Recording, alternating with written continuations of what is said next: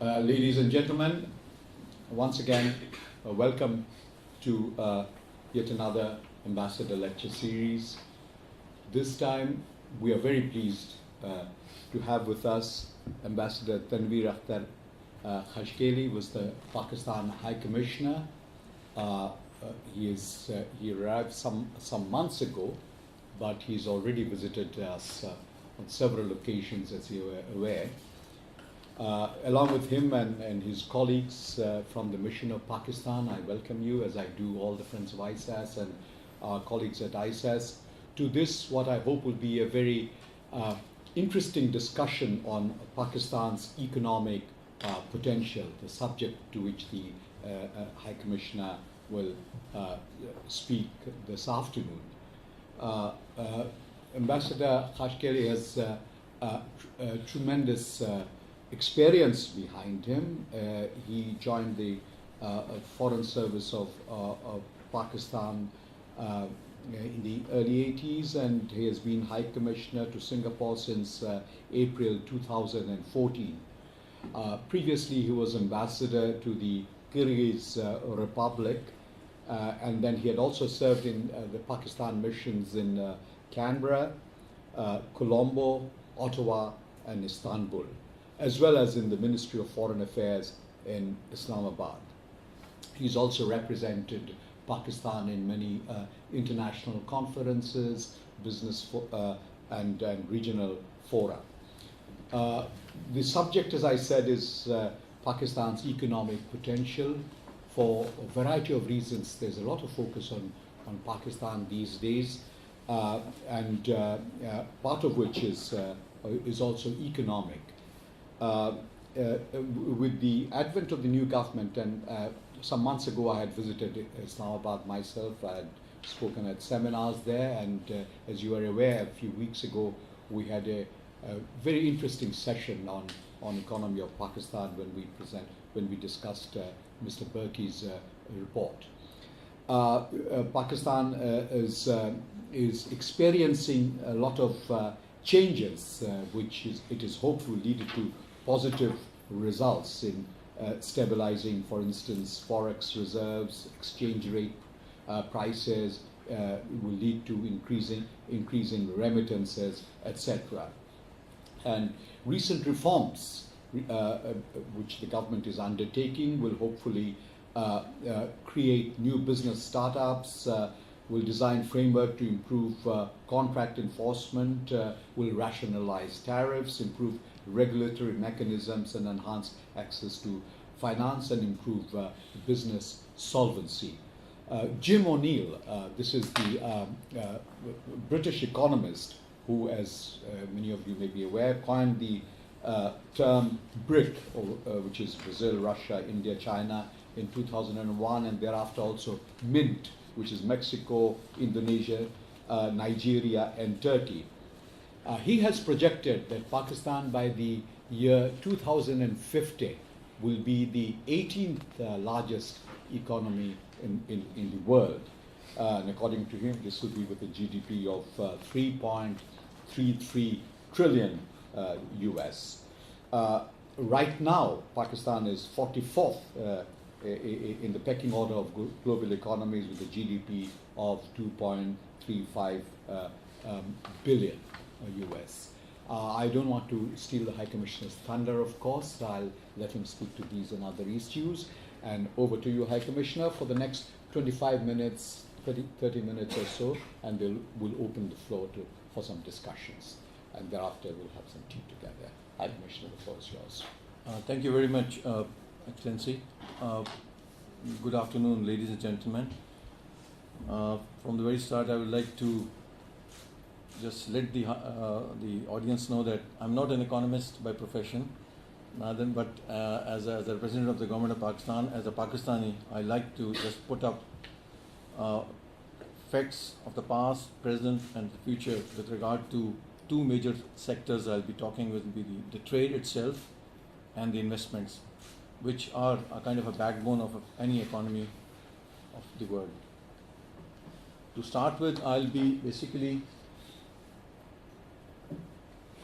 talking with regard to the geostrategic location of Pakistan, which I'm sure all of you are familiar, and many of the figures which I'll put up will be familiar, but it is important to note our location, the region where we are, the area we are located, Central Asia, South Asia, at the Confederation, up north where we have the Pamir, Hindu Kush Himalayas, Pamir North, the road going into China. We are sharing a border of about 2,900 with India, 2,400 with Afghanistan, 900 with Iran, and about 523 with China, and a coastline of around 1,050 kilometers. Keeping this in view, I thought before I start, I'll be showing you two more maps, just for the information. These are basically projected maps of the projects being done under CAREC. Now, CAREC is the Central Asian Regional Economic Cooperation Program done under the ADB, in which the basic programs are with regard to the road and railway communication and also trade facilitations in the area. There are 6 corridors basically which they are working on, and if you look at the ones, they are shown with different color codings. The ones from Central Asia down all the way, if you look down, they all culminate into Pakistan to our seaports, because our seaports are one of the shortest distances available now, though we have not much utilized because of the geopolitical situation in Afghanistan, the road connectivity with China, which we already have, which was built way back in the late 60s. Under this program, as of now, as a country, Pakistan, and just let me also mention that the countries which are the members of this organization is Afghanistan, Azerbaijan, China, Kazakhstan, Kyrgyzstan, Mongolia, Pakistan, Tajikistan, and Turkmenistan. They, along with 5 or 6 international financial bodies, other bodies, are working, and this setup is based in the ADB, the Asian Development Secretariat. And so from that point of view, this needs to be, I thought in the beginning, this should be kept in mind once we move forward. And the second one is with regard to the railway connectivity. In the similar fashion, this color coding will let you know how the train connectivity, which is already, it is not that there's going to be all new connections, they're already existing, but to be connected through, for example, in our region, Uzbekistan has connected a rail to Azerbaijan, which is about 75 kilometers, which was never there. And similarly, right now, Pakistan has rail connectivity with India and Iran. And just to let you know, 2 years back, we had done a trial run from Islamabad to Istanbul. It took 14.5 days to reach there. So the connectivities are available, but it's up to the how private sector or the business entities would like to utilize this thing.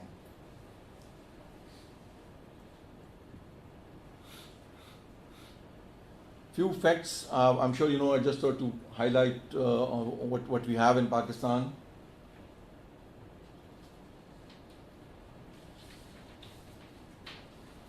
This coal reservoir has been found in the province of Sindh in the Thar Desert, and on trial basis, certain experimentation on gasifications has been done, and now the projects have been put in place for building up power plants right on the site.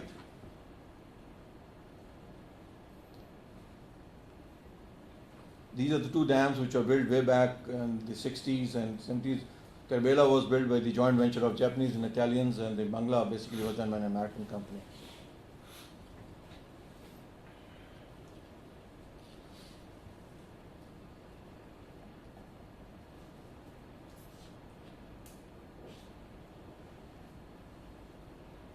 The wheat is also a staple diet in Pakistan, and also along with that, we are also one of the top rice producers. So as I said in the beginning, that I'll be talking basically on 2 main sectors, it's trade and investment. And the slides which I'll be showing you now will be carrying more of a data, which is basically, my source has been the Trade Development Authority of Pakistan and the Board of Investment, which basically works on these sectors. And the data will show you with regard to the figures, the sectors in different forms.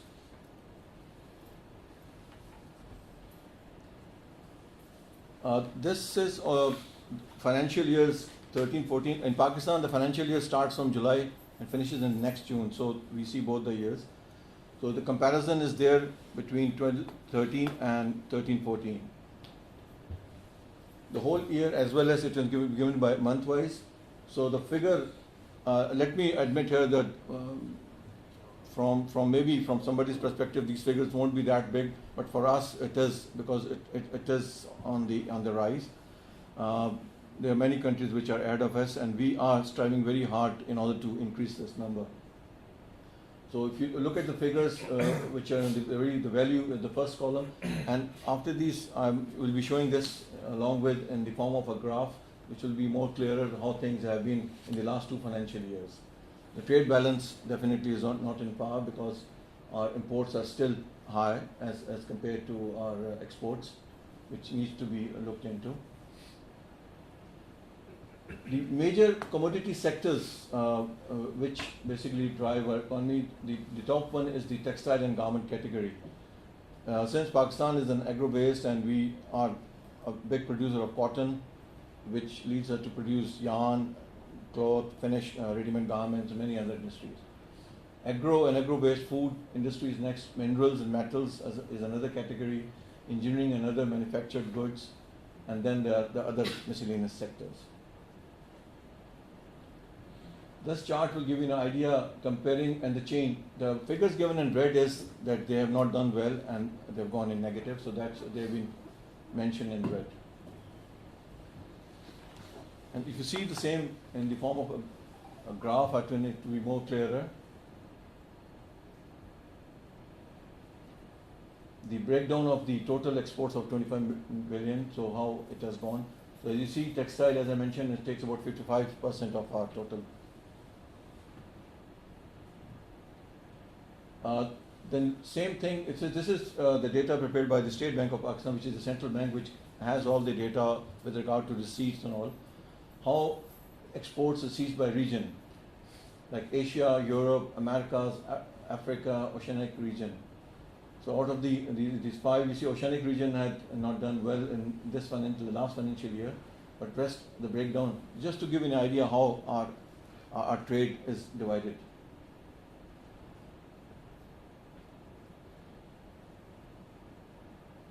Similar thing in the form of a graph. The top 10 countries, basically from the export receipt side. The 2 countries, China and UAE, in the last years have gone into negative. It's a minor figure, but still the change is not positive, so that has been reflected in. So the 10 countries, if you look at it, includes the Americas, the Asian countries, from Europe also.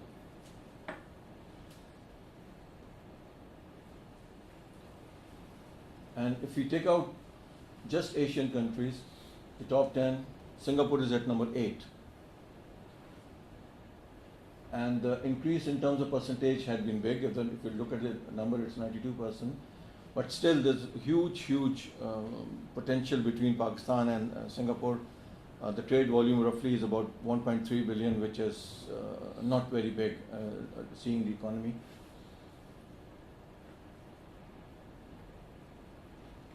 Similarly, the Americas, the North and South both, the top 10 countries, basically the figures are there, which gives you the exact figures, what is the breakdown and which country in the last financial year or in the previous.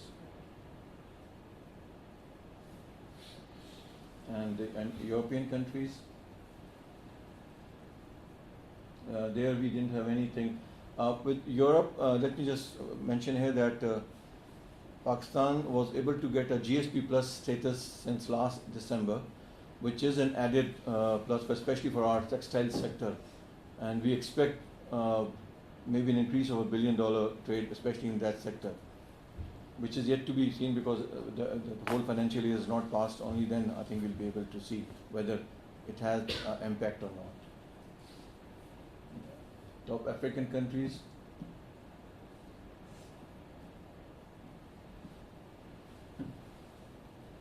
I just thought in the between the trade, I should just mention with regard to the indicators of a country.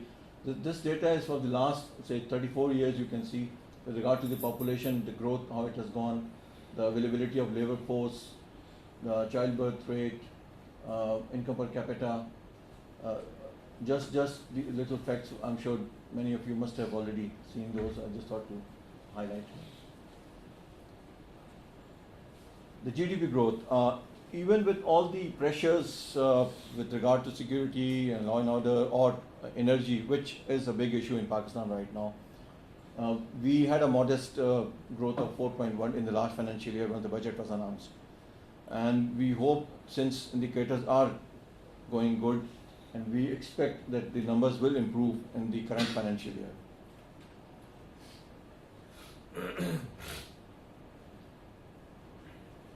This graph will just show you the sectoral share in the GDP of each the major sectors. And this graph will just give you a view of our last, you can say 54 years, three color codings, the blue ones agriculture, the manufacturing and the service sectors, how they have behaved over these last 4 decades or 5 decades.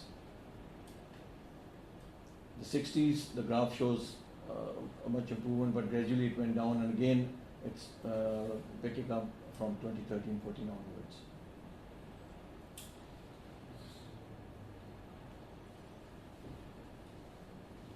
This graph shows you the revenue, expenditure, and investment percentage of the GDP in the last, say, this is also about 40 years data, which also talks of revenue, expenditure, and the total investments. And each year's difference is shown on the slide, in the bottom column.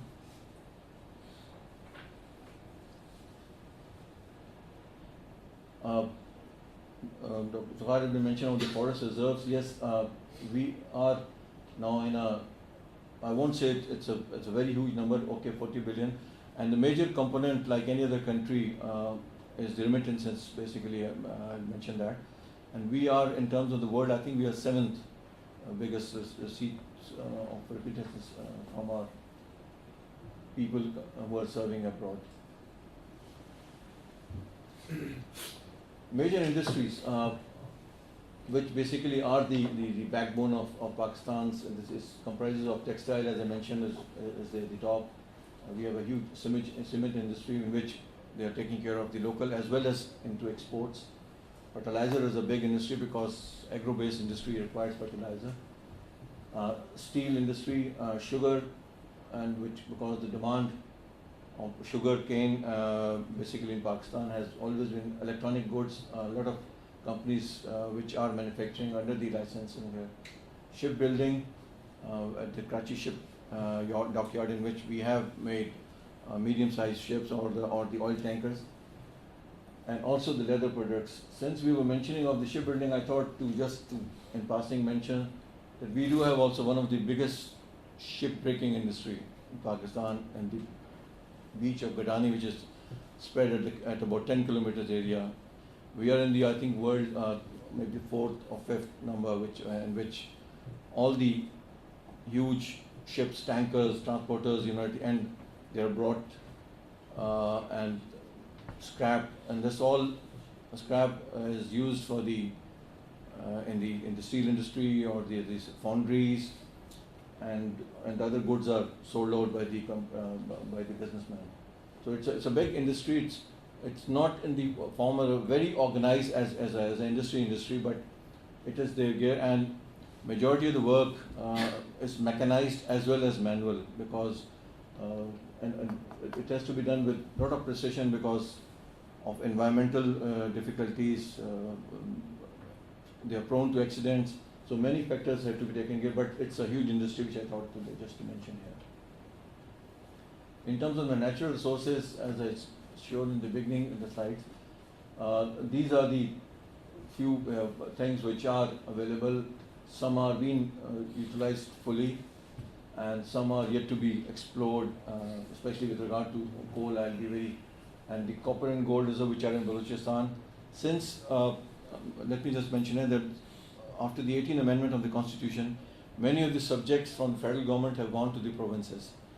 And the province of Balochistan, since has the majority of the minerals and all, So a lot of projects are being controlled by them, and one or two of the projects which were initially given by the federal government, they have been relooked, and the contractors or the companies involved are negotiating with them in order to start.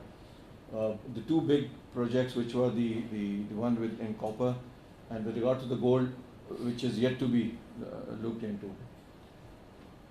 And I thought I should just in passing also mention that the American Environmental Agency's report of last year, as per their data, a huge reservoir of shale gas is also being projected in the country.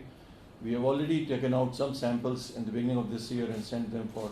It's a long-term project. It takes 4 to 5 years to really come up to the standards and then use. So this is a new thing which has been done all over the world. So I think if we'll be able to capitalize on this, it will be a big boost to our economy.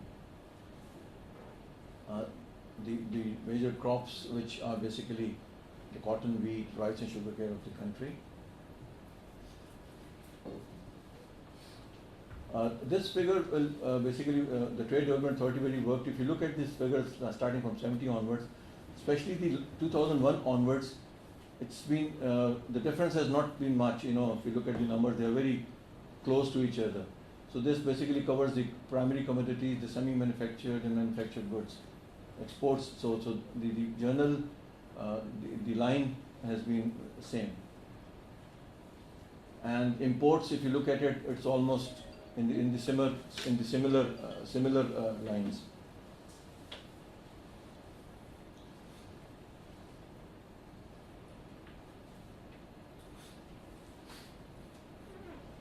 This is another figure, like I'm just mentioning with regard to the covering the whole period from 70 onwards, the way the trade data has been, imports and exports, and how it starts from 70 onwards. So it covers almost a period of 44 years.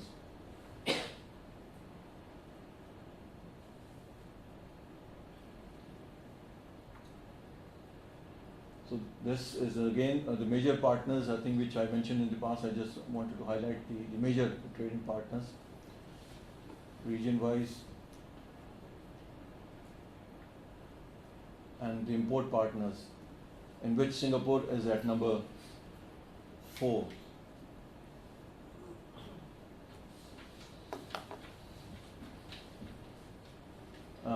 The major exports, the items I had mentioned in the past, but I just to highlight again, these are the things which are the cotton, textile, rice, leather products, carpet, sports goods. With sports, surgical is one of the major thing which goes from our cottage industry, handicrafts, fish and fish preparation, foods, and I'm at least happy to see that many of these products do come to Singapore also, and they are available in the markets here. And especially the new item which is added is in the seafood category is the fish, which is coming to this market. These are our major imports since the requirement are of our industry and of our growing population. A lot of things, especially I can mention with regard to Singapore, that a lot of petroleum and byproducts which are produced here are imported into Pakistan from here. So similarly, like from this region, edible oil from Indonesia, from Malaysia, it goes in a very huge quantity. So that is why the balance is in the favor of the other countries. And tea, yes, there's a joke that people say in Pakistan, especially in Karachi, that they don't have blood in their veins but more tea, I think. And my Sri Lankan colleagues used to tell me that you people don't make tea, you cook tea. So we are world's, I think, second or third biggest importers, and I think it has. We get tea from Africa, from Sri Lanka, from India. There was a time that Sri Lanka was the biggest exporter to us, but over the period, this big multinational, especially Lipton and Rich Brewall, they changed our taste buds and controlled the whole economy, and now most of it comes from their tea estates in Africa, and but other countries are also coming into it because of the free trade agreement with Sri Lanka, quota under the SAARC to India as well as to Bangladesh. I think a lot of other tea is coming from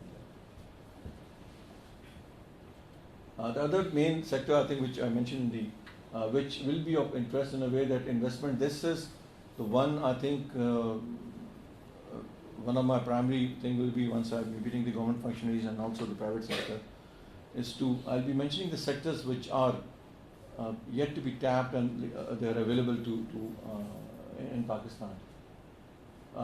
This data will just show you of the last about say 4 years or 5 years, the FDI into Pakistan.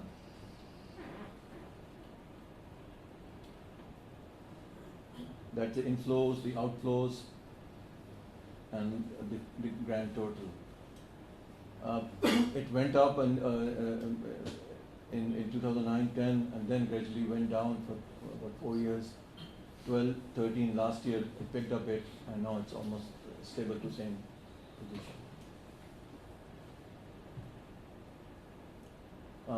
This will just show you the countries and the sectors in which their investments have been done. The major thing has been China, Hong Kong, Switzerland, USA, UK, and other companies. The figures, maybe by the time they're prepared, I'm sure they must have been changed, because what we see right now, because of the new project that is between Pakistan and China, the China, and I'd like to mention in passing, economic corridor, which we are working on, under which there's a huge investment going on in infrastructure and energy related projects. Already committed is about 35 billion, and furthermore will be happening maybe during the visit of the President of China once he visits Pakistan. So there's and especially the sectors that I mentioned, energy, which is a need because there's an acute shortfall, and which is required for our industry as well as for general purposes. Just to mention the multinationals already in Pakistan. I thought just to highlight the investment policy, the guidelines. I'll be highlighting a few other factors on the next slide, but these are the standard. But Pakistan Board of Investments policy has been one of the most friendliest around, and the most important factor in which is that there's, with regard to the treatment, I think a local investor as well as a foreign investor, there's no discrimination of any kind. And other than that, all sectors other than few restricted are open for investment on 100% equity basis. This is a very important and a big point. And there's no requirement for any amount of foreign equity, and repatriation are also allowed. So this is a kind of a thing which I think most of the big investors or the companies or the countries look into while investing in any other country. So investment policy, we know because of many other factors this is not, but we are striving hard, working hard at every stage in order to convince the concerned parties to look at these sectors, and I'll be highlighting the sectors which are related. Some few more items which are related to the investment policy. The basic principles of this strategy was to policy formulation and public-private dialogue was one. Basically the purpose was to the term which is coined is one window. It's a very good word, but importantly on ground it has to be taken care of in a way that investor who brings in money wants all kind of safety nets for his investment. So main emphasis has been in order to create safety, like those special economic zones where they are taken care of everything from the allotment of land to facilitation on ground and all kind of other facilities to be provided by one organization or one agency. So those are and also since, as I mentioned to you, many of the subjects have gone to the provinces, so the central body will have to take care of the issues with relation to the federal government as well as the provincial government. So they'll be responsible in order to take care of the big businesses coming in for investment. I'll be just mentioning a few big areas where we are hoping to have investment. These are in the sector of the oil and gas, and I just put the picture of Iran-Pakistan gas pipeline. That was important because that is the issue always been talked and discussed about. this project is not shelved off. It's been put on in pending status, subject to because of the U.S. sanctions on Iran. We are trying to work out to see how it can be, because after the first negotiations were 6+1 with Iran on the nuclear issues, we expect and hope more relaxations will come into the sanctions, and we will be able to work on. Because in our port of Gwadar and all these terminals, we are building the LPG gas terminal stations as well as. So within Pakistan, I think the work will start. It's only the connectivity of about 60-70 kilometers which needs to be connected. And we'll just wait and see how things move from there. But the project is very much there. At times, media present that it is off the shelf, which is not, because it's an international obligation, and we have done it. We are under a contractual obligation. It was done between two bilateral countries. So I think we'll have to. And similarly, the sectors, refining is one other thing. We do have our own refineries, but still there's a lot of space. And just to mention that our coastline of about, you say, around approximately 1,050 or 1,100 kilometers, it's not been really utilized. The only big project in the beginning in the 60s was built by the Canadians at Canap. That was a nuclear power plant.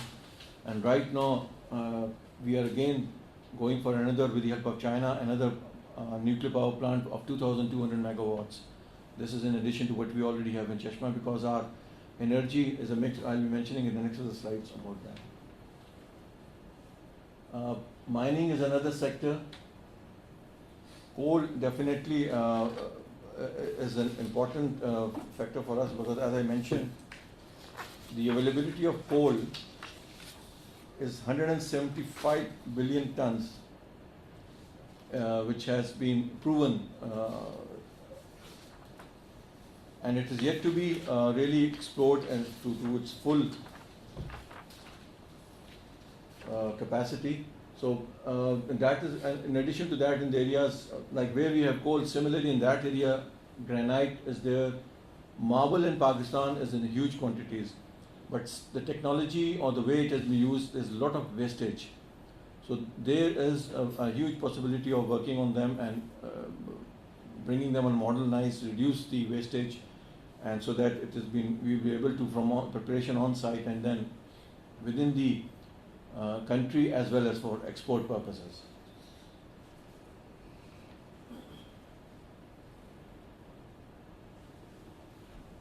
These are some few facts with regard to the mining sector, especially with regard to the gems.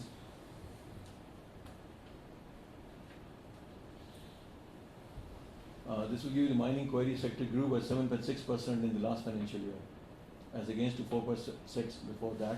So this shows that, you know, it has huge potential.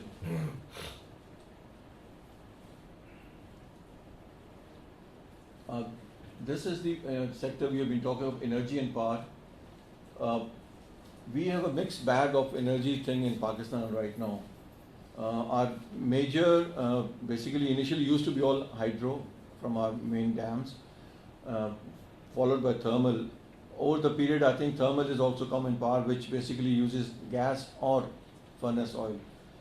But its production is expensive, and it really, the cost factor is very important. The coal is yet to come in a big way. That is what we are working on the third coal, that the power plants are made right on site, and from there transmission lines are working on this.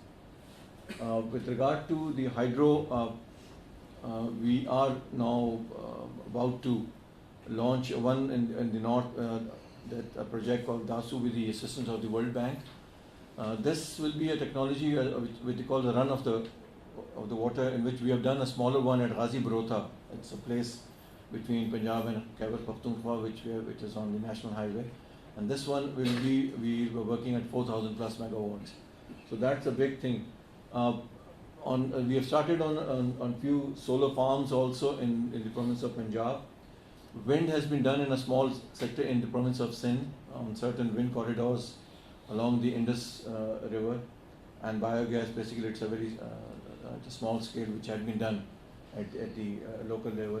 So all these sectors are there, so we are not restricting ourselves, but definitely the priority will be this. In addition, I have not mentioned it, but we do have a nuclear setup.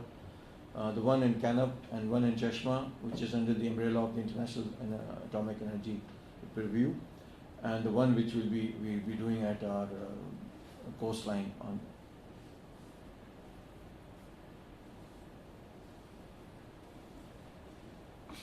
So these will just give you some few capacities and the shortfalls and the percentage increase. The gap, which I mentioned, is between 5,000 to 8,000. That's big.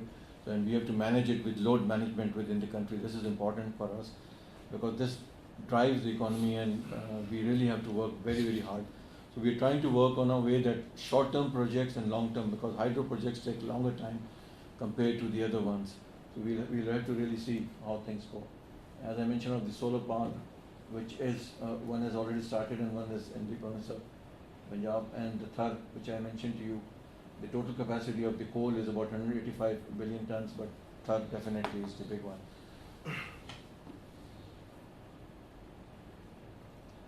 This sector also is important like any other sector, and just to mention to you with regard to the numbers of subscribers, the Pakistan, and I'll show you a graph, especially with regard to the tele density from in last 10 years, from 3% it has gone to 76%. It has been stable from last 2 to 3 years, but the growth rate in a population of 180 plus million, it's huge. Definitely we need to work on other sectors also. We recently gone into 3G and 4G technology, that is already there. And big companies, this will show you the same figures in the form of a graph. So, and this has, it's not only the communication, or it has gone into the banking sector, the financial, so a lot of other added things have been taken out of this sector. And just to mention that some of the banks have overtaken companies, or the companies have bought out banks, so their services are done through their own banking channels.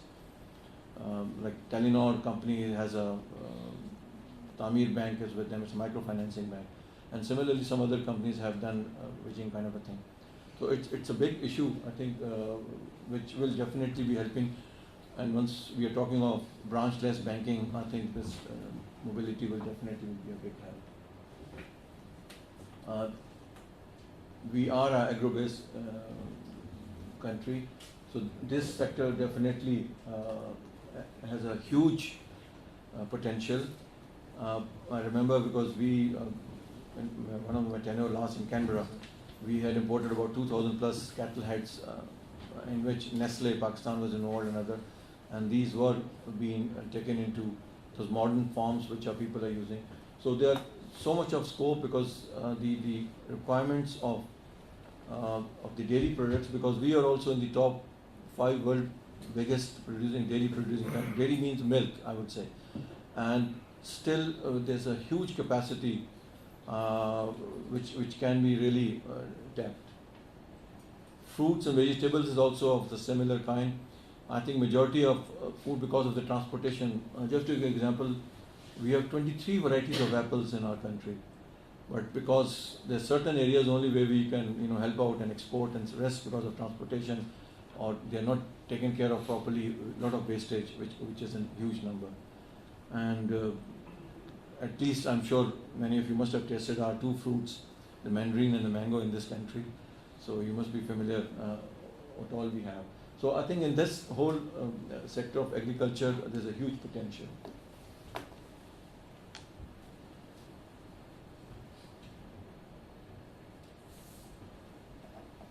So we just highlighted the 3 big ones, the dairy and the livestock and poultry. It just gives you some facts and figures on the sectors. Tourism. Yeah, it's a serious issue for us because of tourism. You need a lot of effort, infrastructure. Once we finish this thing, I think during the Q&A I'll be just playing a presentation maybe that will just highlight the different colors of Pakistan. We definitely need a lot of effort and a lot of work on this sector. Hoteling, okay, we have, but still I think there's a huge demand, especially in certain areas, big cities. Once we have big activities, I can very frankly say about it. In '97, we hosted the Islamic Summit in Islamabad, and we worked out the total bed capacity of the city because we were receiving 54 plus countries, head of state, farmer, and we really had to have difficulties in putting everybody in the town. We utilized the services of all the hotels available in Rawalpindi and Islamabad, guest houses, parliamentary lodges of the parliamentarians, and people with very good houses volunteered to give us houses. So I'm just giving you an example. How at times you require needs, but things are done. This is how we manage it. This is like way back in '97, and now with the commercial things coming up and all, a lot of big companies. Serena is a big chain which is going on. We have the Pearl Continentals, Sheratons are there, but still many other new branches. Centaurus, which has come up in Islamabad. So there's a huge scope. I'm just talking one sector, and then with regard to resorts, from up north all the way to our coastline, there's so much is available. For 1200 years we had Gandhara civilization, so we have a huge collection of Buddhist artifacts. The Textile Museum of 1930s next to Islamabad, I think, and the road along the Karakoram Highway and the Silk Route, our collections in the museum. So on this sector we have especially people who come for pilgrimage, basically our brothers and sisters from the Sikh community. They visit Pakistan a lot because of the birthplace of Guru Nanak Sahib and Nankana Sahib, as well as in those places. So these are the things which do come in under these cultural tourisms and all those. So a lot of people regularly from Singapore even people visit and all those. But much the government can do up to a sector, but private sector definitely will have to take advantage and work on these sectors. Just an explanation of what I have talked about. Similarly, SMEs, which are you can say cottage industries or small and medium, there's a huge list in all the sectors they are there.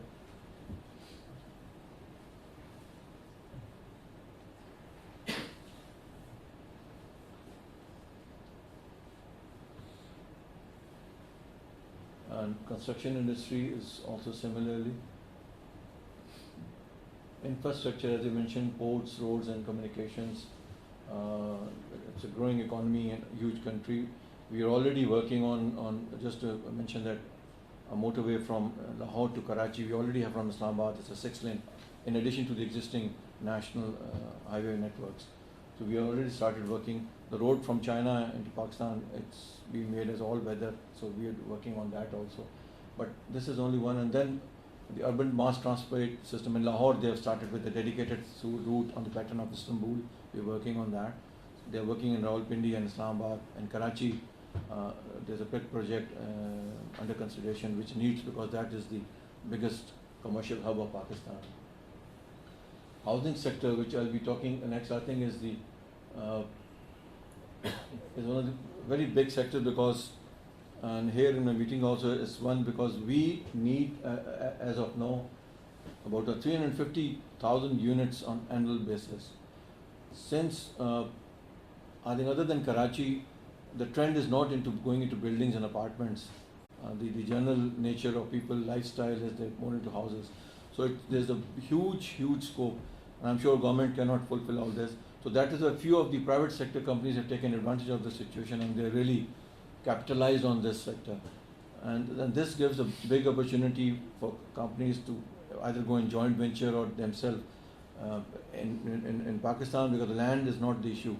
It's only and now a trend is emerged in Pakistan with regard to going into organized housing societies or places where everything is self-sufficient. In the engineering sector, we have I think 4 major players in Pakistan: the Suzuki, the Honda and Toyota, which are assembling and producing cars. And then motorbikes, huge number, big companies. On the next slide we'll just show you the numbers I'm talking about.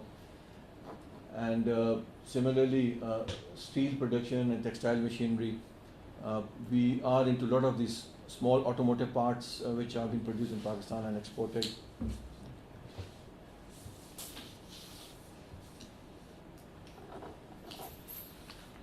These will just give you the investment already in this sector, employment of these people in that area, how much they contribute to the GDP, and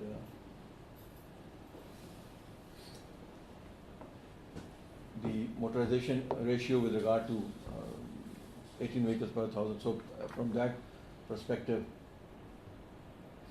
figures will show you how this sector is.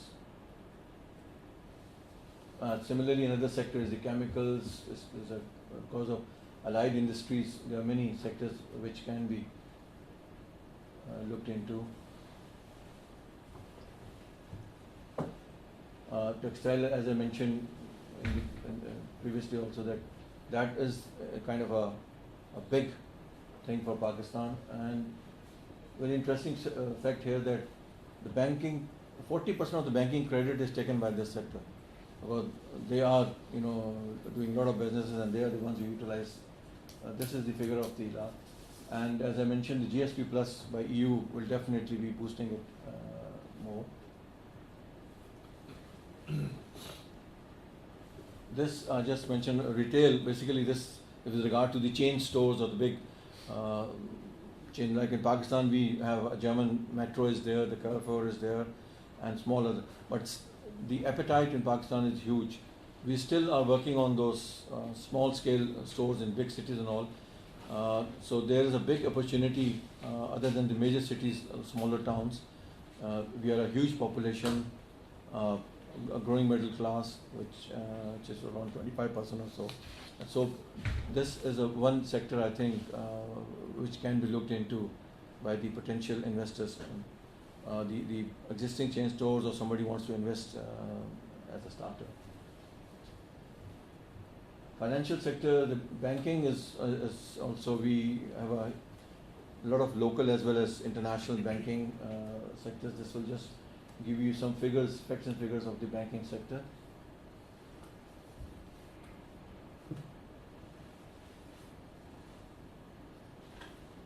And we mentioned the Karachi Stock Exchange. I'm sure if somebody follows stock, whatever happens in the region of Pakistan, Karachi Stock Exchange has really broken records. They really crossed the limits, 20,000 plus. And this I just want to mention here is with regard to the investment. This is, I just thought to let you that since, if you remember, in Pakistan in 70s, most of the industry was nationalized. So after this, when the government, things changed, and then they started privatizing and selling those entities back. So in these sectors, a lot of things are going back. Many of the banks and the power sector and all, the whole information is available on the Privatization Commission thing. So this is also another sector in which privatization and investments can be done, or in the form of buying shares or buying out the whole unit in order to revitalize it. So in all these 5 sectors, there's a huge chance of privatization. Thank you very much.